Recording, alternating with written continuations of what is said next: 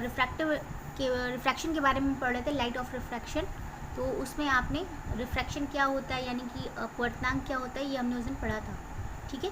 अब आज हम देखते हैं कि एब्सोल्यूट और रिलेटिव रिफ्रैक्टिव इंडेक्स में क्या डिफरेंस है, दोनों अलग अलग चीज़ें हैं, क्या होता है तो ये देखना है। अच्छा, हिंदी में अगर हम एब्सोल्यूट रिफ्रैक्टिव इंडेक्स को बोलेंगे तो वो हो जाएगा निरपेक्ष अपवर्तनांक, और आप जब एब्सोल्यूट को बोलते हैं तो वो उसको कहते हैं आप सापेक्ष अपवर्तनांक, ठीक है। तो आपने पहले भी समझा था कि अपवर्तनांक में क्या होता है, अभिलंब यानी कि जो आपका मिड पॉइंट होता है उससे जो है की तरफ झुक जाती है, ठीक है, जब अपवर्तनांक होता है यानी रिफ्रैक्ट होती है एक लाइट। तो आप कह सकते हैं कि जब आपका ये रिफ्रैक्टिव इंडेक्स जो आपका बना यानी कि आई और आर, ये तो हमने क्या कहा कि जब लाइट पास होती है मीडियम 1 से मीडियम 2 में, यानी मीडियम 1 आपका ये हो गया और मीडियम 2 आपका ये हो गया, ठीक।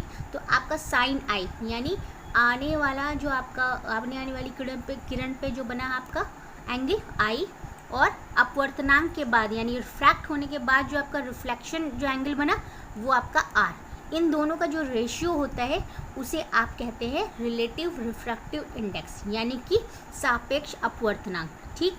अब सिर्फ सापेक्ष अपवर्तनांक हमने यहाँ पे लिखा sine I upon sine R is equal to 1 and 2। 1 and 2 क्यों लिखा, क्योंकि आपका मीडियम 1 था और किसके सापेक्ष M2 के।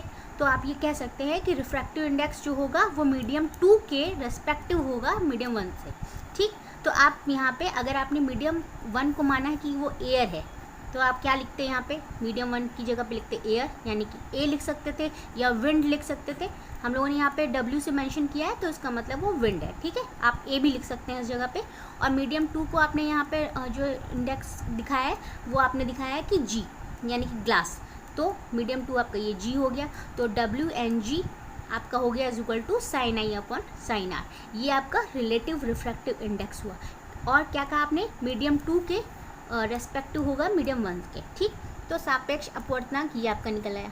अब अगर यही सापेक्ष अपवर्तनांक जो है आपका वो निर्वात से लिया जाए यानी आपका यहाँ पे वैक्यूम हो जाए एयर की जगह पे, ठीक, तब आपके लिए जो अपवर्तनांक लिखा जाएगा उसे आप निरपेक्ष अपवर्तनांक कहेंगे।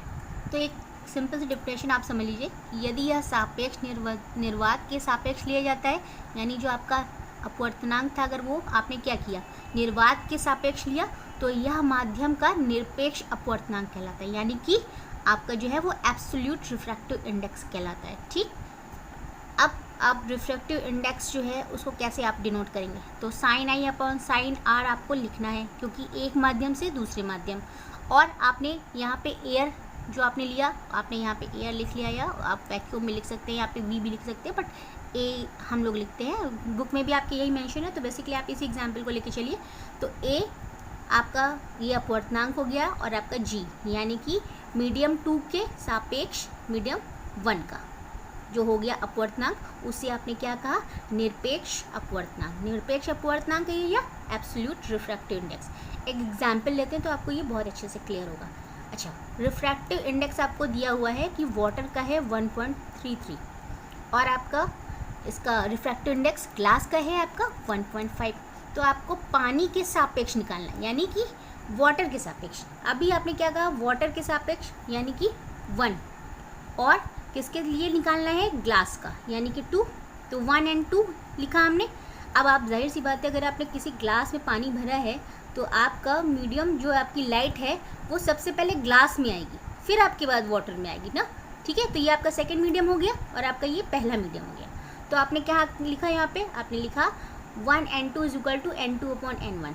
अब आपको पहले क्या निकालना है, हमेशा उल्टा होता है अपवर्तनांक। आप अच्छी तरह से जानते हैं कि अपवर्तनांक जो निकालना होता है वो हम हमेशा ऑपोजिट निकालते हैं। यानी आपको अगर पानी के सापेक्ष निकालना है यानी कि वाटर के सापेक्ष निकालना है तो WNG आपको लिखना होगा, और उसके बाद NG का जो आपको दिया हुआ रिफ्रैक्टिव इंडेक्स, और NW यानी कि ग्लास का जो आपको रिफ्रैक्टिव इंडेक्स दिया है उसमें जो रेशियो आएगा वो ही आपका पानी के सापेक्ष होगा यानी कि 1 and 2, यानी कि आपको लिखना 1 NG या फिर आप लिख सकते हैं WNG। तब अगर ये निकाला आपने पानी के सापेक्ष तो आपको मिला यहाँ पे अप्रॉक्सीमेटली, कैलकुलेट करके देखिएगा आपको मिलेगा 1.13 अप्रॉक्सीमेट आपको ये आंसर मिलेगा। कैलकुलेट करने पे आपको डिवाइड करने पे मिलेगा उसके बाद अगर आपको इसके ऑपोजिट पूछा जाए, यानी कि कांच के सापेक्ष पूछा जाए, तो आप क्या लिख देंगे, ग्लास। आपने कांच को ग्लास से डिनोट किया यानी जी से, तो जी एंड डब्ल्यू वाटर के लिए निकालना है, तो आपने क्या लिखा, वाटर का जो आपका रिफ्रैक्टिव इंडेक्स है प्लस एन जी आपने ग्लास का लिखा। उसके बाद आपने यहाँ पे आपको जो वैल्यू दी है 1.33 आपकी डब्ल्यू, और जी की दी है आपको 1.5। जब कैलकुलेट करके आप डिवाइड करके निकालते हैं तो आपको मिलता है 0.89। तो इस तरह से आपके ये रिफ्रैक्टिव इंडेक्स के एब्सोल्यूट और रिलेटिव रिफ्रैक्टिव इंडेक्स के दोनों के फॉर्मूले बेस्ड क्वेश्चन आएंगे 10th में।